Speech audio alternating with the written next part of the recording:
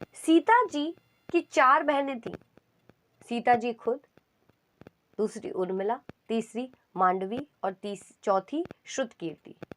चारों एक ही घर ब्याह के आई थी। चारों राजा दशरथ की बहू बनी।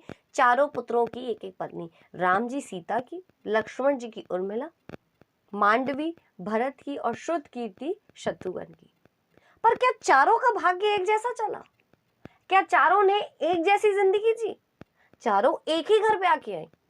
चारों एक ही पिता की बेटी, राजा जनक की बेटी हैं और राजा दशरथ के घर ब्याह के आई हैं। चक्रवर्ती अशोक सम्राट हैं जो, उनके घर ब्याह के आई हैं। चारों ने क्या सुख पाया है? आप देखिए, चारों की जिंदगी अलग अलग रही। राम को वनवास मिला तो सीता जी उनके साथ चली जाती हैं, वनवास में रहती हैं, सब कुछ छोड़कर। महल में पली बड़ी, महल में ब्याह के आई और वो वन चली जाती हैं।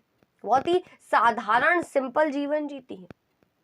जो गहनों से लदी रहती हैं वो सब कुछ छोड़ छाड़ कर बहुत ही साधारण कपड़े पहनती हैं। जिनके आगे पीछे नौकर चाकर हैं वो खुद वहां पर ऐसे काम कर रही हैं।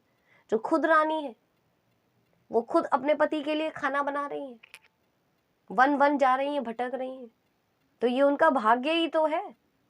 उर्मिला जो सीता जी की ही बहन है, उनके पति लक्ष्मण अपने भाई का फर्ज निभाने के लिए वनवास चले जाते हैं और उर्मिला 14 साल अपने पति के बिना रहती है। कम से कम सीता जी अपने पति के साथ तो रही, कैसे भी रही, दुख में रही सुख में नहीं, पर पति तो साथ थे। उर्मिला तो अकेली वन महल में थी।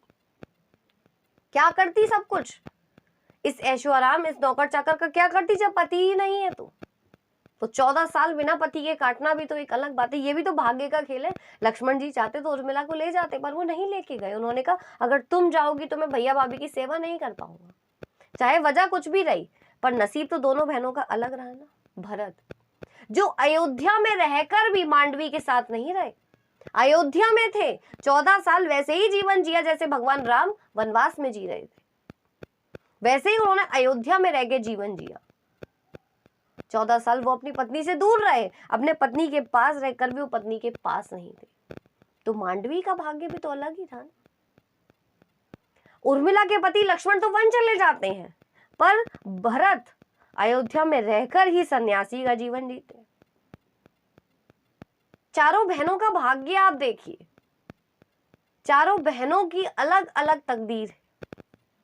शत्रुघ्न जो राज करते हैं राम जी के चरण पादुकों को रख कर, क्योंकि उन्हें भी मालूम है ये राज सिंहासन तो भगवान राम का है। वो तो सिर्फ अपना एक कर्तव्य निभा रहे हैं। वो भी अपनी पत्नी के साथ कोई खुशी नहीं निभा पाते ना, क्योंकि जब सारे भाई ही दुखी हैं तो एक भाई कैसे सुखी रह सकता है?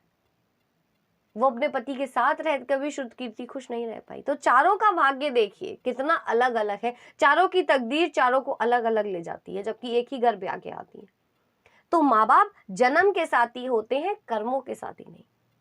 माँ बाप सभी के लिए अच्छा सोचते हैं। कोई माँ बाप अपनी बेटी के लिए गलत नहीं सोचते। कोई माँ बाप नहीं चाहते मेरी बेटी ससुराल में जाके दुखी रहे। अरे जिस माँ बाप ने आपको पाला पोसा बड़ा किया, आपको ब्याया, अच्छे घर दहेज दिया, वो माँ बाप ये नहीं चाहते हमारी बेटी ससुराल में दुखी रहे। कोई माँ बाप नहीं चाहता। राजा जनक भी नहीं चाहते थे कि मेरी बेटियां दुखी रहे, पर ये उनका भाग्य था कि किसी का पति कहीं गया, किसी का पति कहीं गया, किसी को वनवास मिला तो कोई अयोध्या में रहकर ही वनवास का जीवन जिया। ये राजा जनक को थोड़ा नहीं मालूम था। माँ बाप तो अच्छा ही सोचते, और कोई पति भी नहीं चाहता। कोई ये चारों पति ये सोच के अपनी पत्नी को घर नहीं लाए थे कि हम इनको ऐसे ऐसे रखेंगे। सब समय और हालात करवा लेते हैं। कोई पति नहीं चाहता अपनी पत्नी को दुखी रखना। भगवान राम नहीं चाहते थे कि सीता वन जाए। लक्ष्मण भी अपनी पत्नी के साथ रहना चाहते थे, पर कर्तव्यों के आगे मजबूर थे। समय और हालात के आगे वो मजबूर थे। कोई माँ बाप नहीं चाहता, कोई पति नहीं चाहता कि वो दुखी रहे, हमारी बेटी दुखी रहे, हमारी पत्नी दुखी रहे। जिसने इतना दहेज दिया, अपनी बेटी को पाला पोसा विदा किया, वो ये नहीं चाहते दुखी रहे। ये सब भाग्य का खेल है। माँ बाप कोई बुरा नहीं सोचते। सीता जी भी कुछ बुरा सोच के नहीं आई थी कि अरे मुझे तो वन जाना है, मुझे तो, मैं रानी बन के जा रही हूँ, वनवास चली जाऊंगी, या ये सोच के आई थी कि अरे मैं तो अपने सास ससुर से अलग रहूंगी। सोचता कोई नहीं है गलत, सब समय और हालात करवा लेते हैं। सब भाग्य तकदीर में जो लिखा है वो होना है, उसे कोई बदल नहीं सकता। हर किसी का नसीब, हर किसी की तकदीर अलग अलग होती है। एक माँ बाप के कितने भी बच्चे हों, चारों का भाग्य एक जैसा नहीं हो सकता।